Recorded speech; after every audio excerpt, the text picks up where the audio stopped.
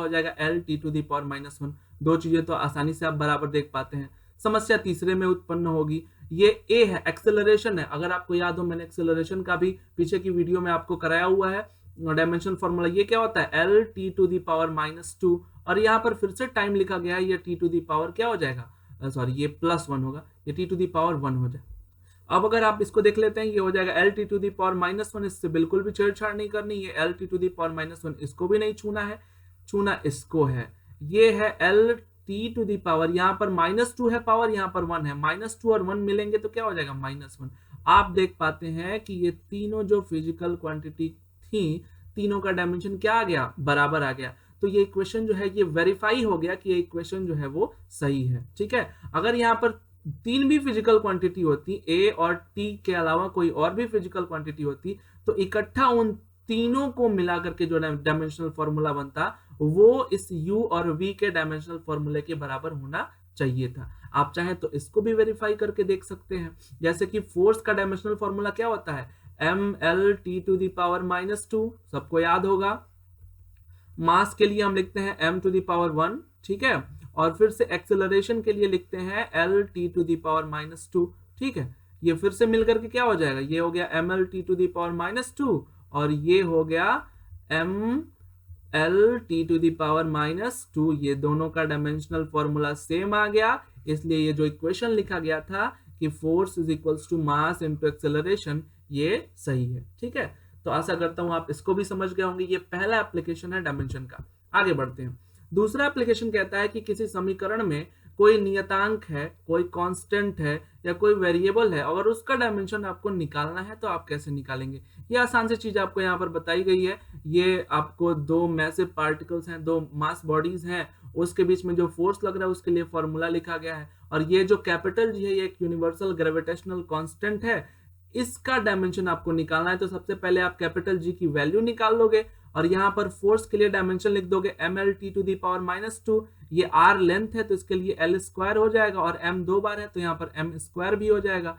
ये m का power +2 है, ये ऊपर जाएगा तो -2 हो जाएगा और यहाँ पर m की पावर +1 है। -2 और +1 मिल करके हो जाएंगे -1। L जो है ये 1 है और 2 1 2 मिल करके हो जाएगा 3 और t का पावर -2। ये universal gravitational constant capital G का डायमेंशनल फॉर्मूला आ जाएगा। तो किस तरह से किसी कांस्टेंट का जो डायमेंशनल फॉर्मूला है ये निकला, आप इसको समझ सकते हैं। ये अगला दिया गया है फोर्स कांस्टेंट का आपको डायमेंशनल फॉर्मूला निकालना है। ये F = kx लिखा हुआ है, जहां k जो है वो फोर्स कांस्टेंट है या इसको हम लोग स्टिफनेस ऑफ स्प्रिंग भी कहते हैं। तो अगर k का डायमेंशनल फॉर्मूला निकालना है तो सबसे पहले k की आप वैल्यू निकाल लीजिए। अब k की वैल्यू मिल गई तो k का डायमेंशनल फॉर्मूला हो जाएगा mL_T⁻² और x भी डिस्टेंस है, इसके लिए हो जाएगा L। L से L दोनों का कैंसिल हो गया, ये केवल हो जाएगा mT⁻²। या फिर अगर आप इसको ऐसे लिखना चाहें mL⁻0 T⁻², ये हो जाएगा फोर्स कांस्टेंट या स्टिफनेस ऑफ स्प्रिंग का जो है डायमेंशनल फॉर्मूला। ठीक है, अगर कुछ और वेरिएबल्स जो हैं उनका भी अगर डायमेंशन निकालना हो तो उसका भी निकाल सकते हैं। अगर मैं कहूं यहाँ पर कि ये लिखा हुआ है कि इक्वेशन v =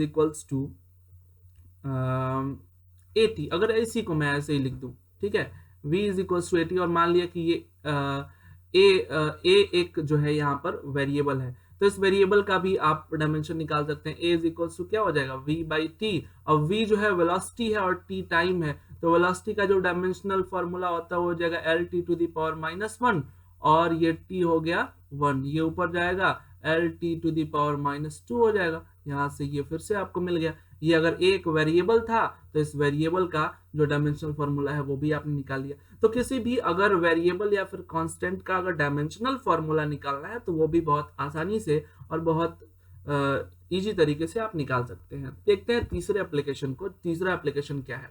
तीसरा एप्लीकेशन है कि अगर कोई फिजिकल क्वांटिटी है और उसको अगर एक सिस्टम में लिखा गया है तो उसको एक सिस्टम से दूसरे सिस्टम में कैसे कन्वर्ट करना है उसके लिए है। तो पहला अगर मैं कहूं कि फोर्स है तो फोर्स का MKS में जो यूनिट होता है वो न्यूटन होता है और CGS सिस्टम में उसका यूनिट होता है डाइन। तो अगर मैं कहूं कि न्यूटन को डाइन में कन्वर्ट करो विद द हेल्प ऑफ क्या, डायमेंशन की मदद से, डायमेंशनल की मदद से आप क्या करिए, न्यूटन को डाइन में कन्वर्ट कीजिए। तो कैसे कन्वर्ट करेंगे? मैंने मान लिया कि न्यूटन में हमने मास के लिए कैपिटल M1 लिखा हुआ है, ये L1 लेंथ के लिए, T1 टाइम के लिए, और डाइन में हमने लिखा हुआ है M2 L2 और T2। ठीक है, और यहाँ पर न्यूटन में हमने क्या किया, ये MKS सिस्टम है, इसमें किलोग्राम मीटर और सेकंड है और ये CGS है, इसमें ग्राम सेंटीमीटर और सेकंड है। तो देखिए कोई भी फिजिकल क्वांटिटी जो है वो अगर एक सिस्टम से दूसरे सिस्टम में है तो उसकी न्यूमेरिक वैल्यू चेंज हो सकती है। जैसे मैं कहूं कि अगर 1 मीटर है वो किसके बराबर है, 100 सेंटीमीटर के बराबर। तो देखा आपने कि ये दोनों की न्यूमेरिक वैल्यू जो है वो अलग अलग यहाँ पर आपको मिली है।